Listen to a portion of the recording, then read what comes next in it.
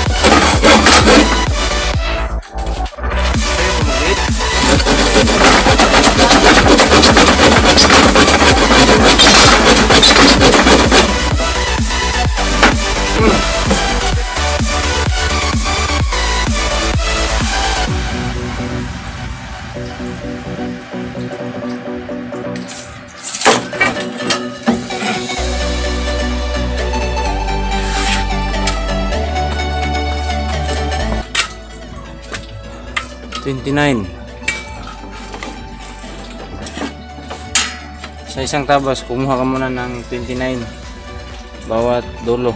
29 dito, 29 dito. Kasi yung panggitna mo, yun yung matira.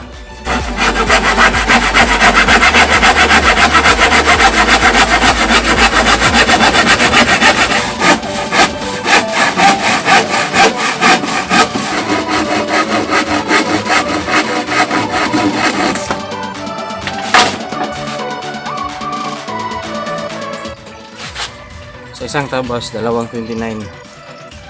Baka muna ng dalawang 29 pang dikinsi. Pang dikinsi na size para compute mo lang para di ka mag short.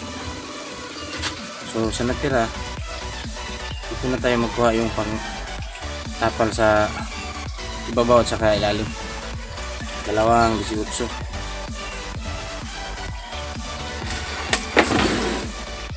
Yan. 18. Kasi yung speaker natin di 15.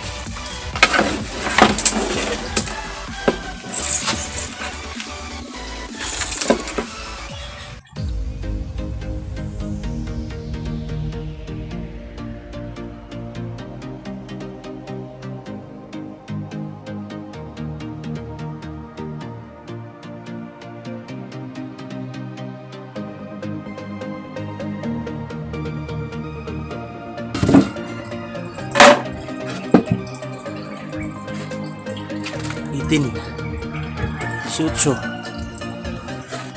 ganun din dito. Ano yung ginawa natin doon sa kabila, tinabas yung isang hati. Kuha kayo ng dalawang 29 at dalawang 18 para yung magkasya yung isang pligo sa dalawang MCB box. 15. Yung isang pligo para na lang doon sa dingding niya sa likod at saka yung kabitan ng speaker, saka yung takip, saka yung design sa ilalim. 29.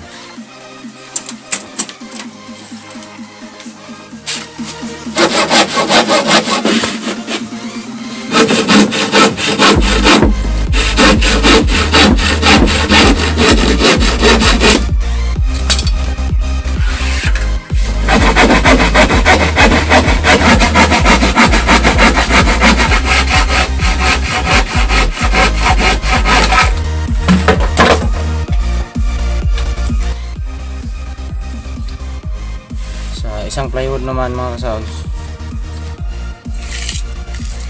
At dito na kayo kukuha ng pang divider, yung lagay ng speaker, takip. Ito yung design sa ilalim ng MCB. Bali D15 yung speaker na ikabit dito, at yung kukunin natin dito is 18. Yan. Tandaan nyo palagi, pag D15 yung speaker nyo, 18 yung bukas sa harapan, kabitan ng speaker. Ito yung kanyang divider. Pa tayo dito ng 18, straight natin ito doon. 18.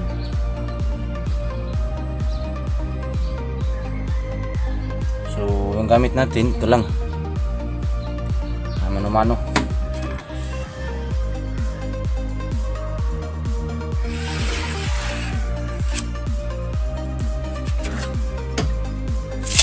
So tabas na, parang yung gamit natin mano-mano.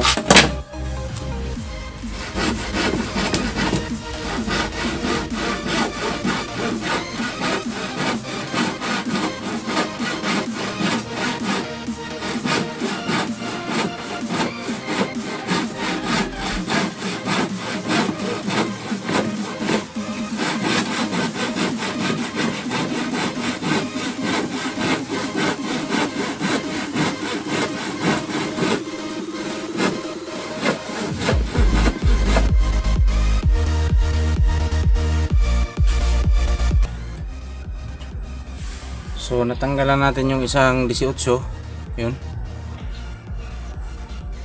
doon sa isang plywood kanina, ang buo. So ngayon kukuha na naman tayo ng isang 18 dito sa kabila. Doon kayo palagi sa kabilang side niya, yung original na tabas niya, kasi yung dito yun yung kinuha natin. So medyo magaspang na konti, so dito kayo kukuha. Bali yun yung para sa speaker, at ito naman yung para sa speaker at sa lock. Ito naman yung cover sa likod. Ayan, 18 rin, 18. At yung matira, yun yung gagamitin niya nating design doon sa baba ng MCB, yung parang rocket style. Kaya sukatin natin, kuha tayo ng 18.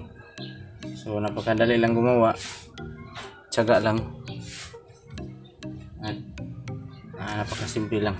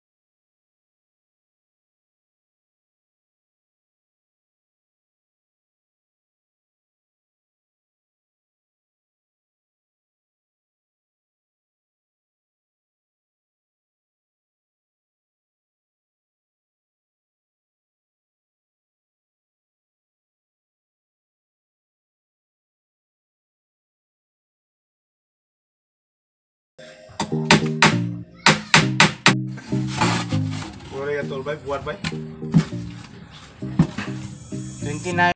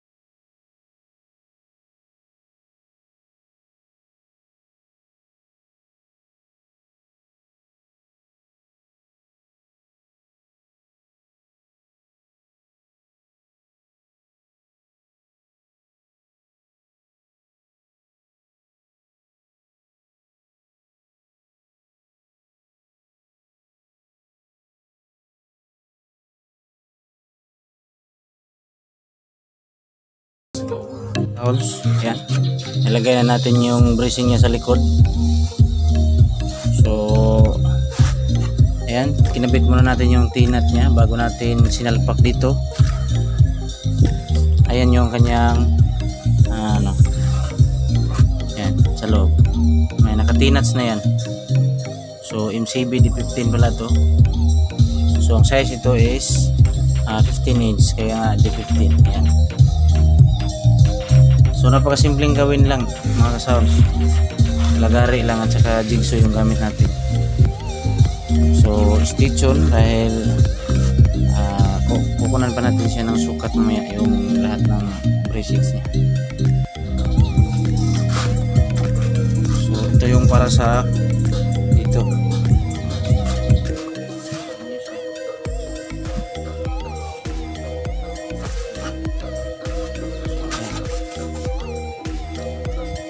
Para dito.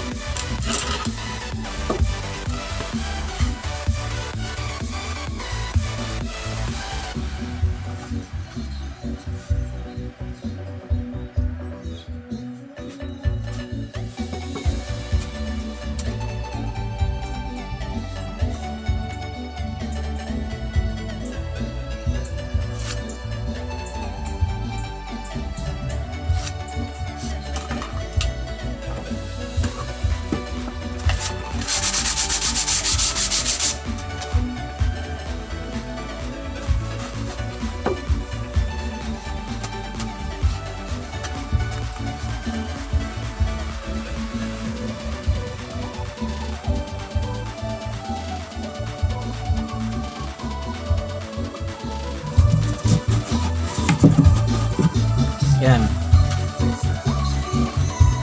So tamang-tama mga ka-sounds. Yan. Tingnan nyo. Yan. So ito siya. Tapos nakakat na rin yung ating pang dito. Slide brace niya. Yan. Iwan ko anong tawag ito.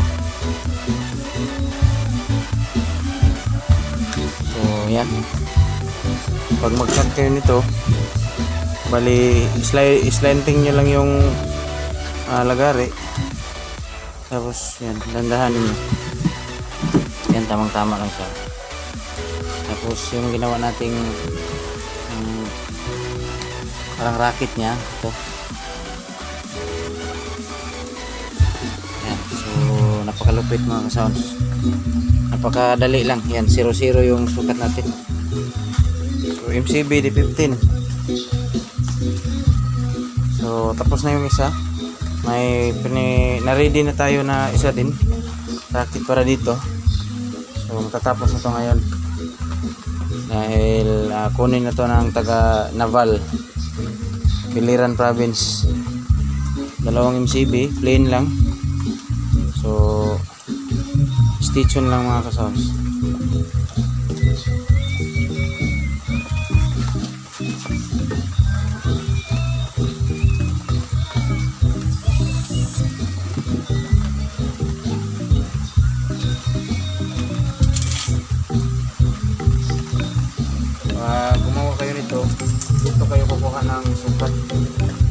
Halimbawa 29, nasa number 2 yung guhit niya, dapat yung kabila ganun din, 29 nasa number 2 yung guhit, para magiging pantay siya dito yung saka dito at saka yung dito niya, para pagtakip natin 0-0 pa rin yung pagkabit natin ng kanyang takip dito, siding.